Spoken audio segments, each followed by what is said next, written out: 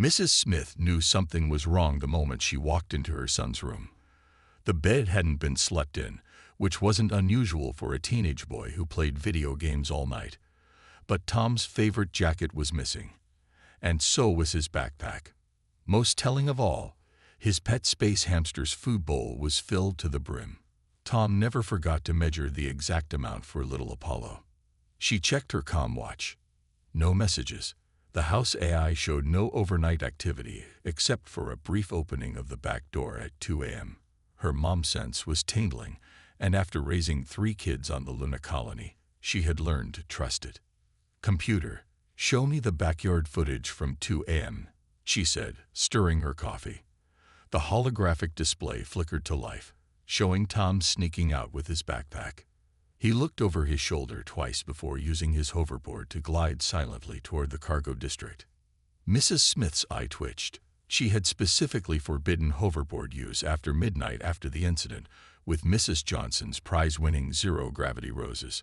Following the footage trail through public security cameras, she watched her son make his way to Docking Bay 7. There, he slipped aboard the Lucky Star, a rusty cargo ship known for making runs to the outer rim. The ship's logs showed it had departed at 4 a.m. "Oh, hell no," Mrs. Smith muttered, setting down her world's okayest mom mug with enough force to make the kitchen counter vibrate.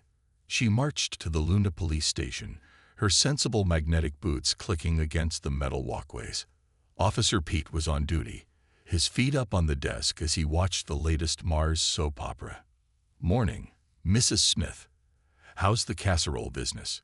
he asked, quickly sitting up straight. "Tom's missing. Left on a cargo ship to the outer rim. I need you to stop that ship." Officer Pete's smile faded. "Now, Mrs. Smith, you know we can't do anything for 48 hours. He's 16, probably just going through a phase. Remember when he painted all the environmental sensors pink last month?" Mrs. Smith's left eye twitched again. "Pete, I've known you since you were eating glue in my Sunday school class. That 48-hour rule is for Earth. This is space. My son is on a ship headed to the most dangerous part of the galaxy." "Sorry, Mrs. Smith. Rules are rules. Want some coffee?" 10 minutes later, Mrs. Smith stood in front of her ex-husband's private dock, looking at his prized possession, the experimental scout ship he'd been working on for 3 years. It was fast, had the latest tracking systems, and most importantly, the security code was still her birthday, because he hadn't gotten around to changing it yet. She walked up to the sleek vessel, her magnetic boots now silent as she moved with purpose. The ship's AI recognized her and opened the airlock with a cheerful chime. Inside, that new ship smell mixed with the lingering scent of her ex's terrible cologne. Mrs. Smith sat in the pilot's seat, running her hands over the controls. It had been a few years since she'd flown anything bigger than a shopping shuttle, but some things you never forgot, like riding a bike or remembering every single one of your kids' allergies. She pulled out her comm watch and sent 3 messages. To her boss: family emergency. Need a few days off. To her neighbor: please feed Apollo the space hamster. Food portions are marked. To her ex-husband: borrowed your ship. Back soon. Don't touch the casserole in the fridge. The ship's engines hummed to life as she ran through the pre-flight checklist. On the main screen, she pulled up the cargo ship's trajectory.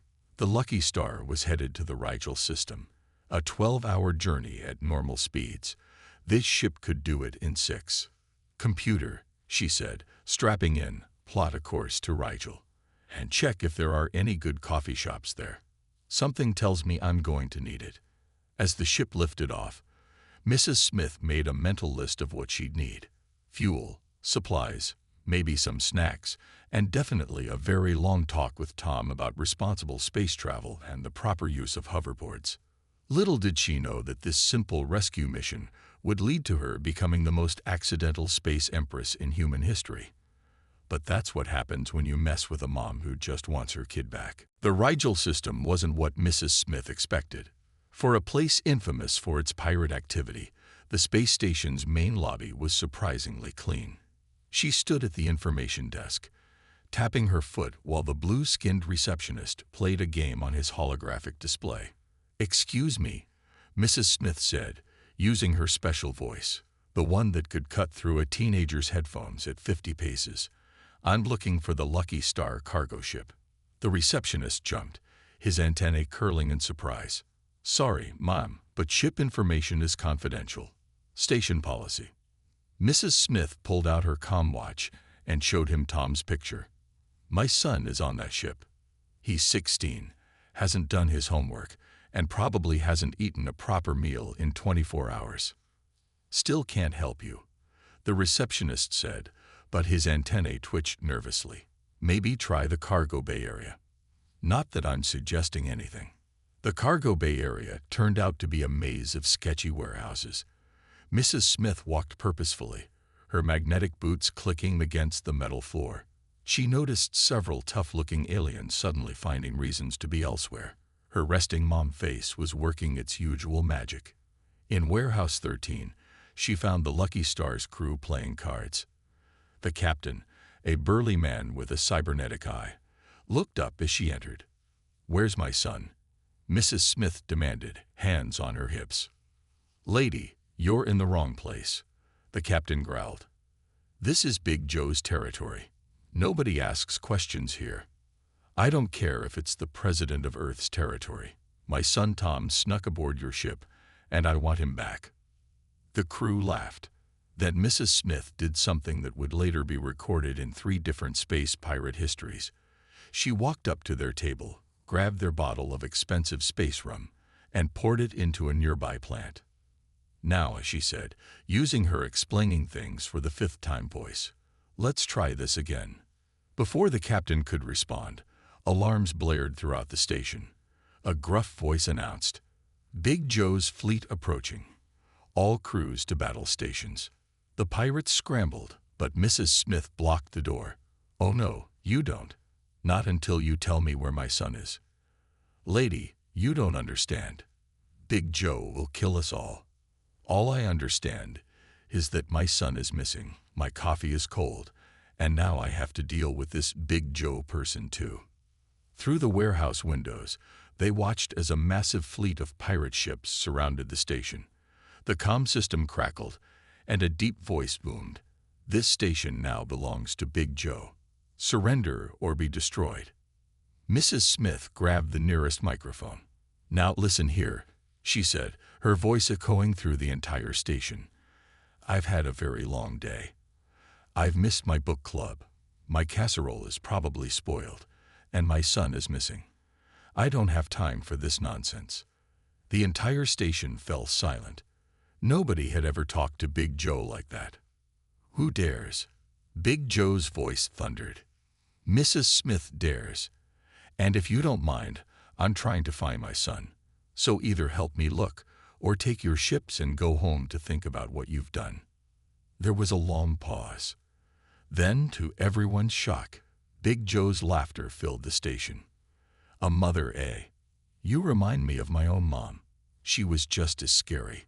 15 minutes later, Mrs. Smith sat in Big Joe's flagship, drinking fresh coffee while his entire fleet began searching for Tom. "He left yesterday on a transport to the Vega system," Big Joe explained, now wearing the Kiss the Cook apron Mrs. Smith had found in her ship's storage. "But you've got guts, lady. My boys could use some direction. How about you take over while you're searching? I've been wanting to retire anyway." "I don't have time to run a pirate fleet," Mrs. Smith protested. "Think of it as a neighborhood watch. A really big, heavily armed neighborhood watch." And that's how Mrs. Smith accidentally acquired her first fleet. She immediately instituted mandatory bedtimes, proper hygiene protocols, and a strict no raiding after 9 p.m. policy. As she set course for the Vega system, followed by her newly reformed pirates, Mrs. Smith added "Update Resume" to her growing to-do list. Right after "Find Tom," and "Remember to defrost dinner." The Vega system's main space station looked like a giant silver Christmas ornament. Mrs. Smith stood on her flagship's bridge, now wearing a modified captain's uniform that she'd fixed with her emergency sewing kit. Behind her, Her fleet of reformed pirates waited patiently, all their ships freshly cleaned after yesterday's mandatory ship-shape Sunday.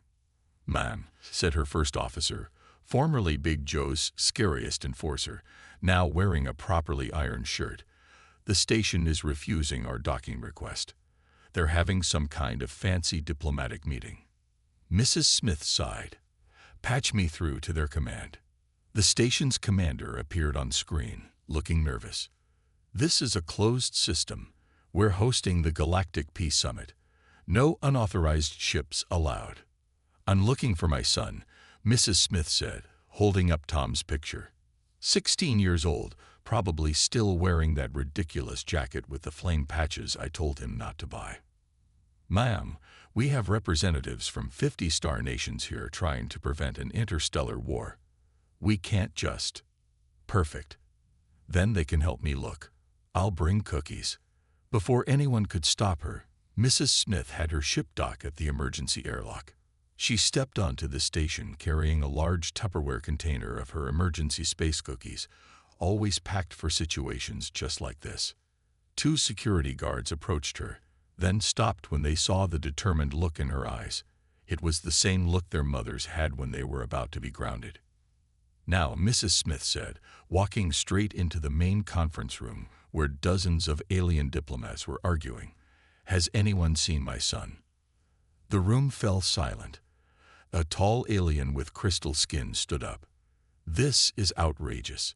We are discussing the fate of the Double Nebula."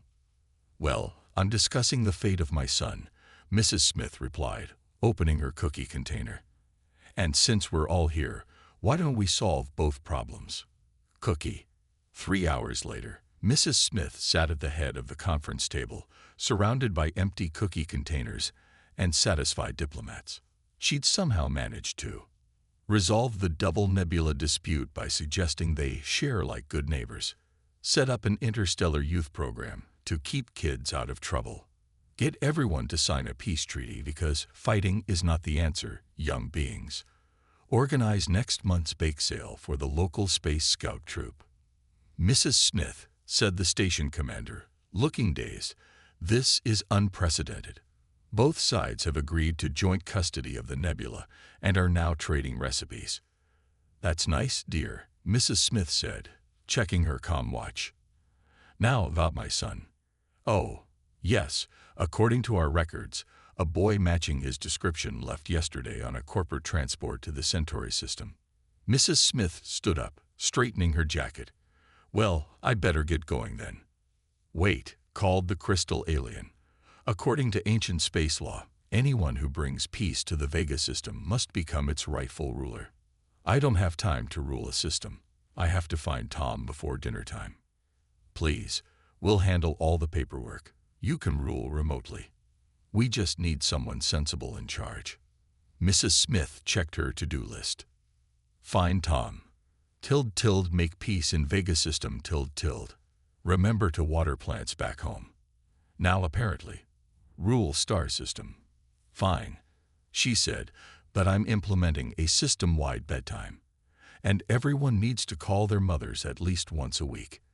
As she walked back to her ship, followed by her pirates, who had spent the time organizing a station-wide recycling program, Mrs. Smith was handed a crown made of starlight crystals and a document declaring her Supreme Mother of Vega, Protector of Peace, and Baker of Tranquility. "Add update business cards to my list," she told her first officer, "and set course for the Centauri system. Also, someone needs to feed the station's pet fish. They looked a bit hungry." And so Mrs. Smith accidentally acquired her second star system, all while wondering if Tom had remembered to pack clean socks. News travels fast in space, especially when it involves a human mom accidentally taking over 2 star systems while looking for her teenage son. As Mrs. Smith's fleet traveled toward the Centauri system, stories about her spread across the galaxy like wildfire. In a dingy space bar on the edge of the Rigel system, a gruff pirate captain told wide-eyed listeners she made Big Joe clean his room and organize his weapons alphabetically. On a luxury cruise ship in the Vega system, a crystal diplomat bragged, "She solved our war with cookies." cookies, and then she made everyone write thank you notes. Mrs. Smith, meanwhile, was trying to read her book club's latest novel in her flagship's command room. Her first officer, now wearing a Mum's Cleanup Crew badge, cleared his throat. "Ma'am, we're receiving some interesting reports from across space." "Can it wait? I'm behind on my reading, and it's my turn to host book club when we get back. They're calling you the mother of victory. There are at least 7 songs about you now. 3 of them are power ballads." Mrs. Smith looked up from her book. "That's nice, dear. Has anyone seen Tom?" "No, but there's more. Your cookie recipe has become a peace offering in 3 different diplomatic negotiations. The Rigel pirates have started a book club, and the Vega system reports crime is down 80% because nobody wants to disappoint you." Just then, the ship's communication system lit up. A desperate voice called, "Is this the vessel of the Supreme Mother? We need her wisdom." Mrs. Smith sighed and put her bookmark in place. "Put them on screen." A group of alien diplomats appeared, looking anxious. "Oh, great one, how do we decide who gets control of the new trade route?" "Have you tried taking turns?" Mrs. Smith suggested, while knitting a sweater she'd started during the journey. "And maybe set up a schedule. I have a nice template I use for my kids' chores." The aliens looked at her in awe. Taking turns. Of course, such wisdom.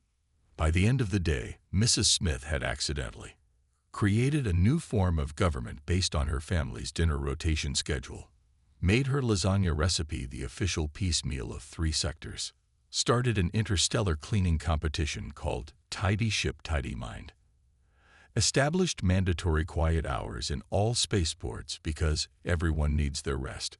Her pirates, now the most polite and well-organized force in the galaxy, had even started a mentoring program for young space cadets. Their ships gleaned from regular cleaning, and every crew member wrote weekly reports that always began with "Dear Mom." "Ma'am," her first officer reported, "your approval ratings are higher than any leader in galactic history. They're making action figures of you." Mrs. Smith examined the small plastic figure of herself, complete with a tiny rolling pin and a disappointed expression. "They got my haircut wrong. And why am I wearing a cape?" "That's your cookie apron, ma'am. It's become a symbol of justice." She checked her watch. "Well, that's lovely, but we're behind schedule. Tom's birthday is next week, and I still need to find him and ground him until he's 30. The fleet stands ready, Supreme Mother." "Don't call me that. And has everyone done their space homework? I'm not moving this fleet 1 light year until all the educational modules are complete." As they prepared to jump to the Centauri system, Mrs. Smith received word that 3 more star nations had requested her mom wisdom for their conflicts. She added it to her to-do list, right after Find Tom, and remember to record favorite soap opera. The legend of Mrs. Smith continued to grow. Some said her mom-psi could stop a meteor. Others claimed her disappointed headshake could make hardened criminals reform on the spot. But all she really wanted was to find her son and make sure he was eating his vegetables. The Centauri system looked like a giant office park in space. Thousands of corporate ships moved between massive space stations shaped like filing cabinets. Mrs. Smith's fleet arrived during the morning rush hour, causing several corporate vessels to spill their space coffee. "Ma'am," her first officer reported, "Centauri Corp owns everything here. Their CEO, Mr. Banks, has denied our docking request. He says we need to fill out forms A7, B12, and Z99 in triplicate."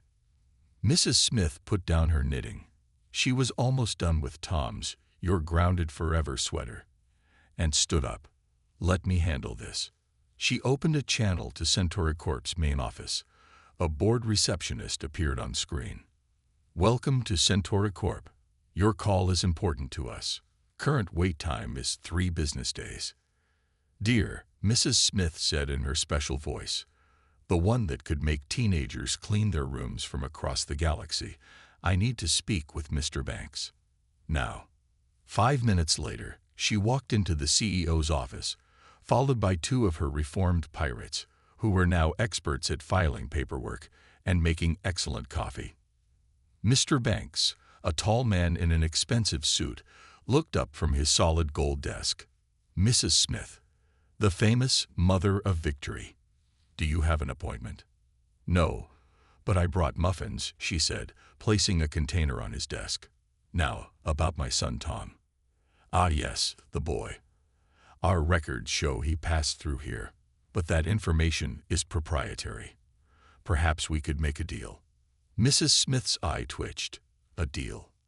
Your fleet is quite impressive. Combined with our corporate resources, we could control half the galaxy. All you have to do is sign here." He pushed forward a stack of papers. Mrs. Smith picked up the contract and began reading. Mr. Banks smiled smugly until she pulled out a red pen and started marking errors. "Your grammar is terrible," she said. "And these safety regulations. Does your mother know you run your company like this?" Mr. Banks paled. "Leave my mother out of this." Too late. Mrs. Smith was already sending a message on her comm-watch. "I met her at the Galactic Garden Club last week. Lovely woman. She'll be very interested in these tax documents I found while my pirates were organizing your filing system."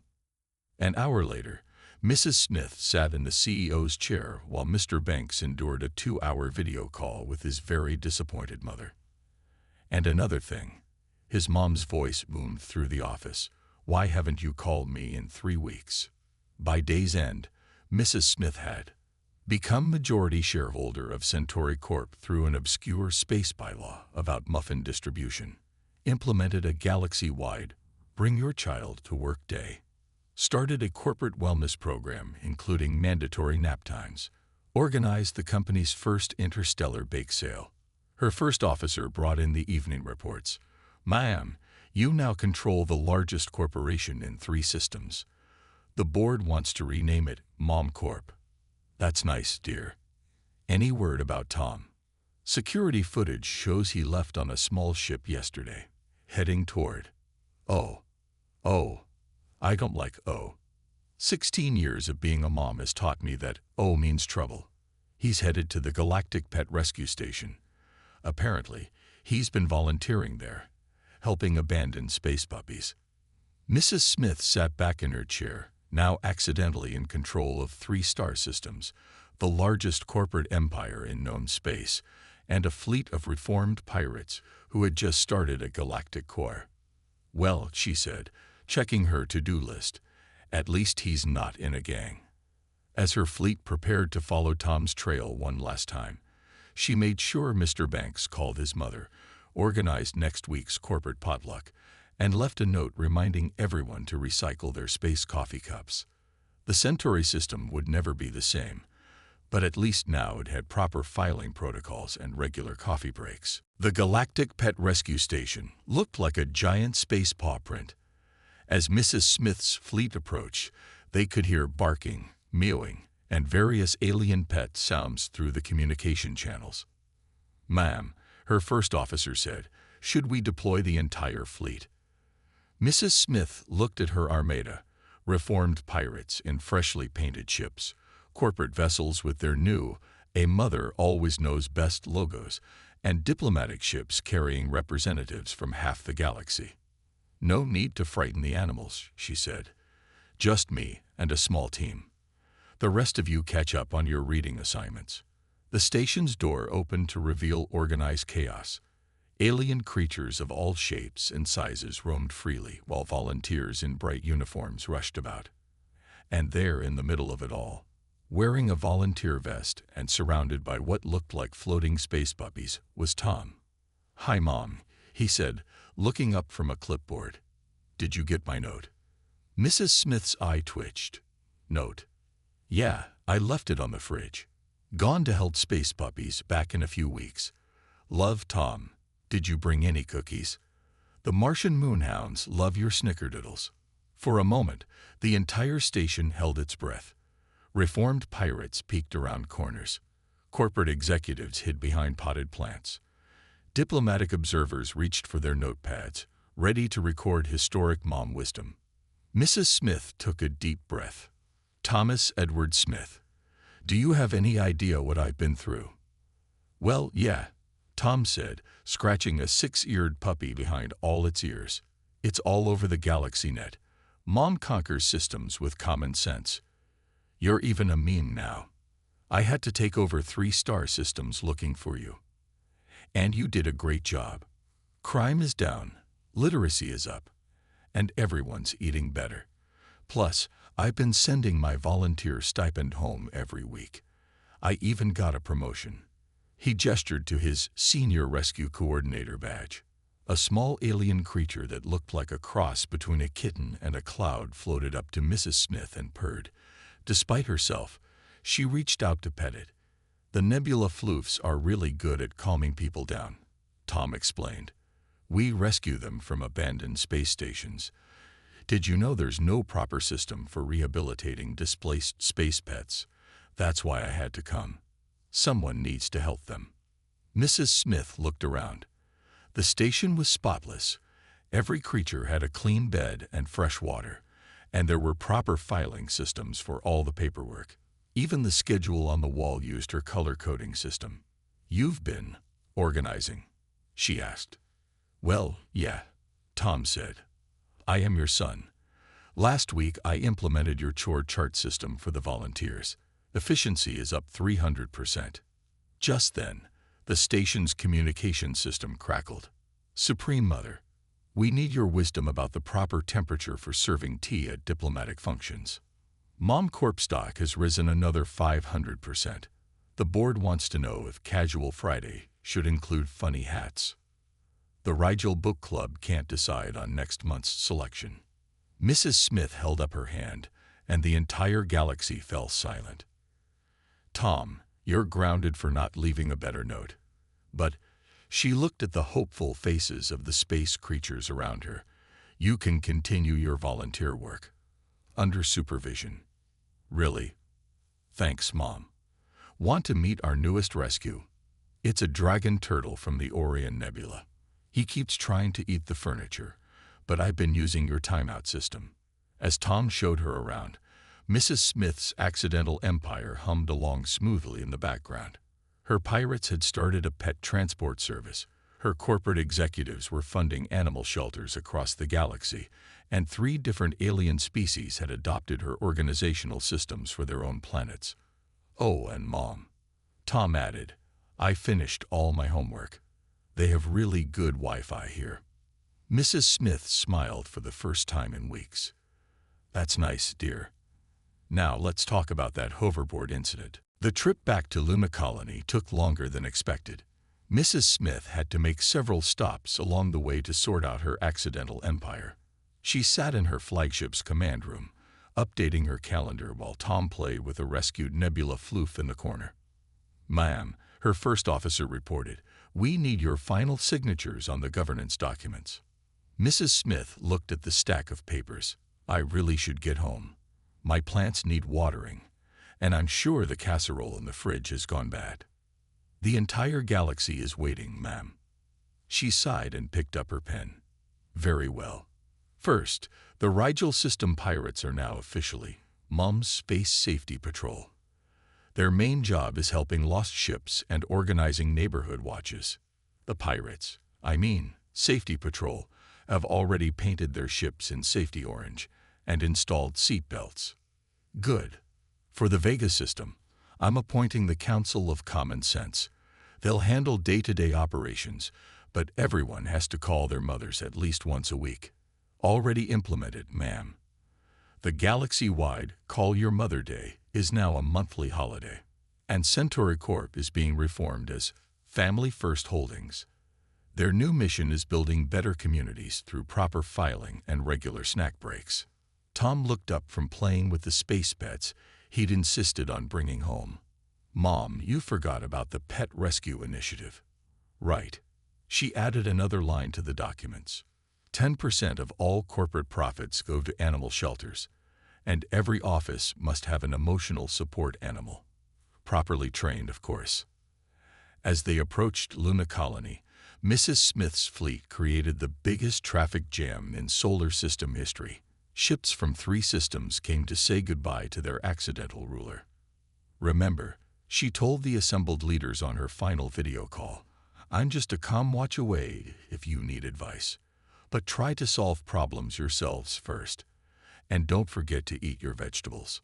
Yes, Supreme Mother, chorused half the galaxy. They landed at her small house in the Luna suburbs. Her ex-husband was waiting in the driveway, staring at the armada of ships filling the sky.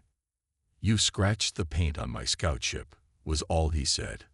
"I'll have it buffed out," Mrs. Smith replied. Tom helped bring in the space pets. "And no, you can't keep the dragon turtle. It won't fit in the backyard." Inside, everything was exactly as she'd left it. Her plants had been watered. The neighbors had a key. Her calendar was only slightly outdated, and most surprisingly, her casserole was untouched in the fridge. She added new entries to the family calendar. Monday, local PTA meeting. Tuesday, Galactic Council video call. Wednesday, book club, now with 10,000 chapters across space. Thursday, organized cross-system bake sale. Friday, family dinner, no phones, no holodecks, no emergency diplomatic missions. Tom hung up his Senior Rescue Coordinator badge next to his school awards. "So, am I still grounded?" "Oh yes, but you can use your tablet for homework and remote volunteer work with the rescue station after you clean your room." That night, as Mrs. Smith finally sat down with her book and a cup of tea, her comm watch blinked with messages. Crime rates down 95% across 3 systems. Corporate productivity up 200%. Intergalactic peace treaty holding steady.